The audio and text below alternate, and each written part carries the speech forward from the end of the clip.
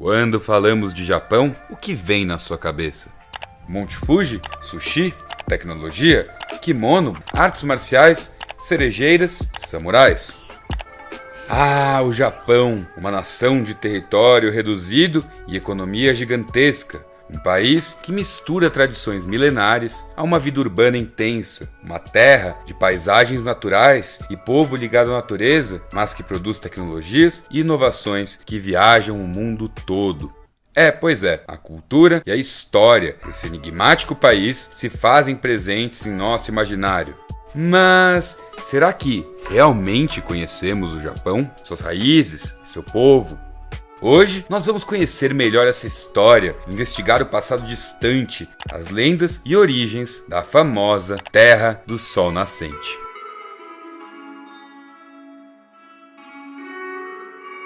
Nossa história começa com o sol do shintoísmo, ou melhor dizendo, a deusa do sol Amaterasu, que ao final de um período de escuridão e conflitos com o deus da tempestade dos mares, Susanoo, iniciara uma era de luz para o mundo. Entretanto, Amaterasu tinha planos para a Terra. Veja, e que prosperidade bendiga sua dinastia, e que esta, assim como o céu e a terra, perdure eternamente. Essa foi a mensagem que Amaterasu Omikami, a grande deusa augusta que ilumina o céu, deixou para seu neto, Ninigi, começar uma dinastia. Ninigi desceu à terra, mas passou a tarefa em diante para seu filho, Jimmu, que seria o primeiro imperador do Japão. Dessa estirpe, descende a mais antiga dinastia que se tem notícia, e que está aí até os dias de hoje. Afinal de contas, a religião predominante do país ainda é o shintoísmo, e se perguntarem ao atual imperador do Japão, ele afirmará sem medo ser descendente de Amaterasu. Esse tipo de relação entre história e mitologia não é exclusividade dos japoneses não. Assim como no ocidente, o passado mais distante é sempre nebuloso e controverso, misturado com mitos e lendas. Esse mito de origem está presente no texto Nihon Shoki, as Crônicas do Japão, escrito em meados do século VIII, e no Kojiki, registro das coisas antigas, datado do século VII. E ambos pertencem ao período Yamato da história japonesa, época do estabelecimento da nação e da dinastia do clã Yamato. Ou seja, da mesma forma que o primeiro imperador de Roma, Augusto, traçava sua linhagem aos deuses da Grécia e guerreiros de Troia, esse clã terá uma história de ascendência divina para seus imperadores. Mas, claro que a história não foi bem essa. A bem da verdade, pela própria escassez de registros, ninguém sabe muito bem a origem desse povo. O território japonês é composto por 4 ilhas principais que, ao longo de espaçadas ondas migratórias, foi ocupado por povos de outras regiões da Ásia. Alguns vieram do leste e sudeste asiático há cerca de 30 mil anos, outros do nordeste há coisa de 14 mil anos. O primeiro período histórico da região é o chamado período Jomon, e ao final deste, o Japão era distintamente ocupado por pessoas de estatura baixa e notável musculatura. Essa etnia existe ainda hoje, nos Ainos de Hokkaido. O próximo período histórico é o período Yayoi. Nessa época, o Japão foi invadido por uma outra etnia, que era mais alta e mais leve, e trouxe novas tecnologias como o bronze e o ferro, mas que era bem mais dependente do plantio de arroz do que os Jomon.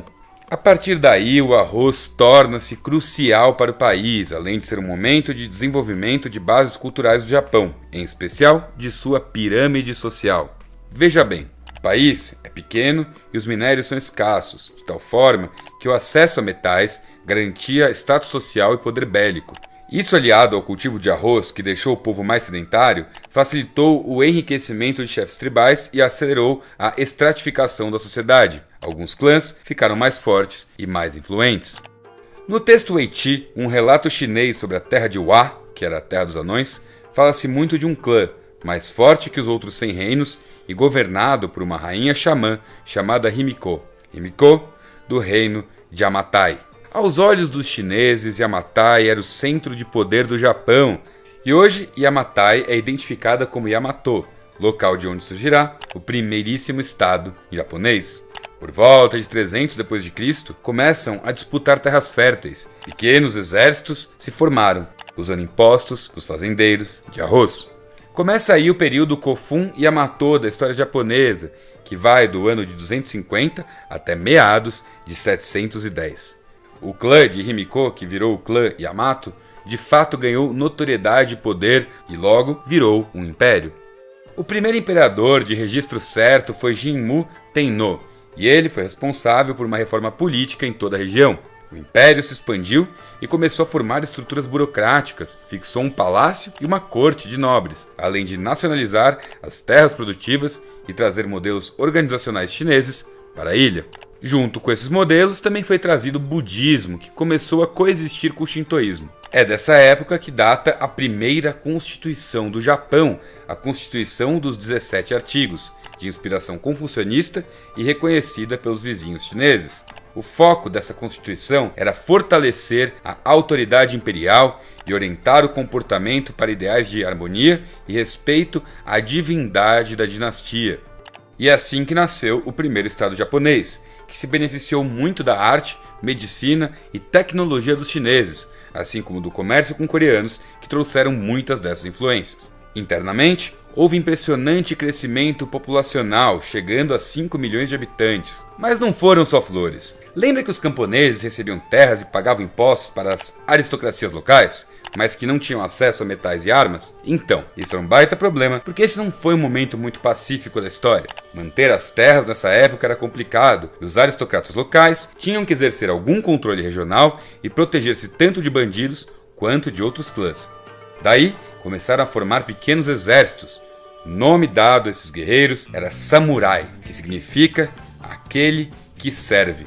Só que esses samurais ainda não são os guerreiros de katanas e comportamento nobre que encontramos em todos os cantos da cultura pop. Esses grupos eram mais milícias locais, que iam gradualmente ficando poderosos e importantes dentro das províncias. Com o crescimento das famílias de classe alta, os filhos caçulas passaram a ser obrigados a disputar essas guerras. Então muitos dos samurais eram de origem nobre. Nesse período, eles cavalgavam e eram armados com arcos e flechas, e sua principal função era monitorar fronteiras. A partir do século V, entretanto, o título samurai se torna uma nominação oficial, e eles passam a ter novas atribuições, tornando-se militares de fato, e o Japão precisava fortalecer-se, tanto interna quanto externamente. O império passou a se organizar com mais consistência e ficar cada vez mais relevante. O budismo, que já havia chegado no Japão, fora de fato incorporado às crenças oficiais do império, junto com o shintoísmo, que virou uma espécie de ferramenta organizacional. Além disso, o título de Nippon, ou Nihon, nascente do sol, data desse período, a partir de correspondências oficiais para com a China. Após o nascimento oficial da Terra do Sol Nascente, a família imperial resolveu escrever crônicas que legitimassem sua linhagem e ascendência divina. Daí a costura da lenda de Amaterasu com o clã Yamato em meados de 700. Um clã que, embora tenha perdurado até hoje, passará ainda por muitos desafios e guerras. Afinal de contas, o período Yamato está chegando ao seu fim. E já assistimos o nascimento de uma nação, mas ainda teremos séculos de desenvolvimento, história antiga, medievalismo, shogunatos e samurais em guerras sangrentas. Muita coisa está para acontecer. Mas isso, meus queridos e minhas queridas, ficará para o próximo vídeo.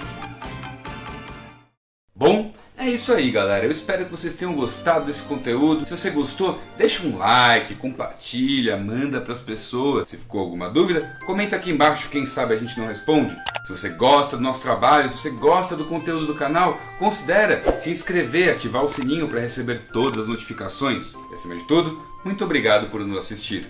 Um gigantesco abraço e tchau, tchau.